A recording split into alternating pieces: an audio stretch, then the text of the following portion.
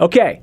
It's the real deal right here. You can't believe it, man. I've been sitting here by the phone. I've been having my intern grab food across the street just so I could be here to monitor, waiting for you to ring. Sir Mix-a-Lot, yo! Yes, in the building, baby. Fill me in. I mean, it's been a couple years. What's the word? Man, I'm all over the place. I got a young group. I just finished producing. They'll be coming out. Matter of fact, we're doing a record release party up here on November 2nd called Aaron Jones in the Way, man. It's some rock stuff. Mm-hmm. And then I actually finally made up my mind to do another record. I was never going to do another record, but I never really stopped producing. I always create beats. I always create rhymes, but I just never put them out. I just do it because I love it. Right. And I've always felt that the problem with hip-hop is that it seems to have an age limit on it. It seems like once you pass 35, they don't want you to do it anymore. But my thing is, could you hear anybody telling, Mick Jagger never to do rock again, right? Right. And it's like, this is what I love, man. I grew up in hip-hop. So I said, you know what? I'm going to do the record because I want to. And if people see it as a desperate attempt at coming back or trying to remain relevant, I could care less about that. I'm too old to worry about relevancy. I'm worried about having fun, and hopefully people love this stuff and come out and perform it for them. But this album will not be, FYI, will not be some old cat with some dated lyrics that still sounds like it's 20 years ago. No, this stuff will be current. The flow will be insane. Trust me. Well, we need a hero. I mean, we got to learn from our, dare I say it, we need to learn from our elders, correct? Aha! Yeah, let an old man teach you something negative. Oh, man. So, at the same time, you know your roots. I've been following you on Facebook. You just recently performed live at Dick's over in Seattle. Yes, I did. It was the 60th anniversary. Dick's Drive-In. We performed right in the middle of Broadway, shut the whole street down.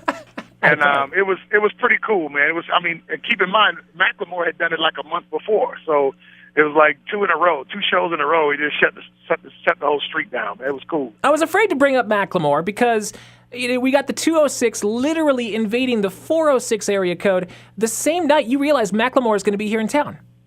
Yes, I found that out, and I was telling my guy, I'm like, we got some issues, bro. No.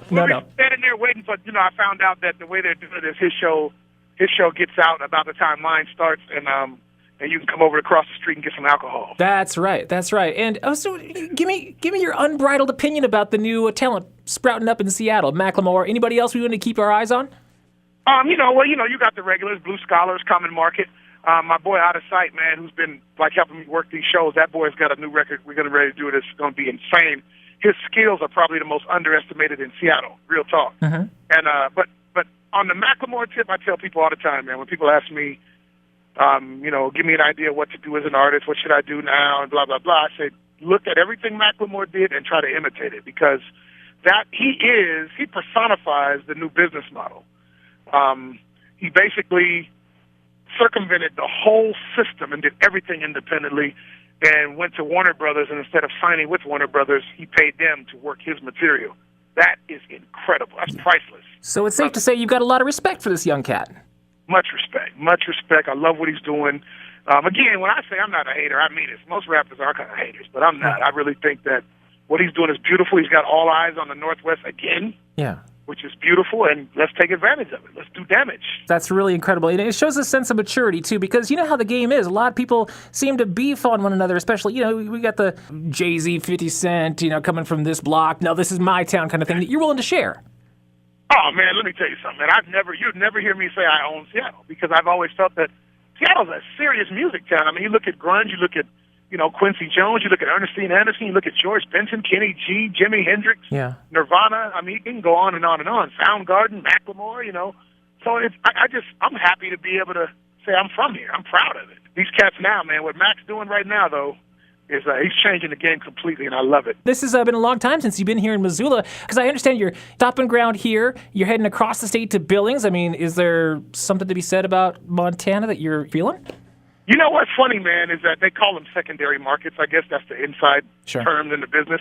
I don't consider those secondary markets. Mix-a-Lot always sold records in places like Missoula, places like Billings, Rock Springs, Wyoming, Bakersfield.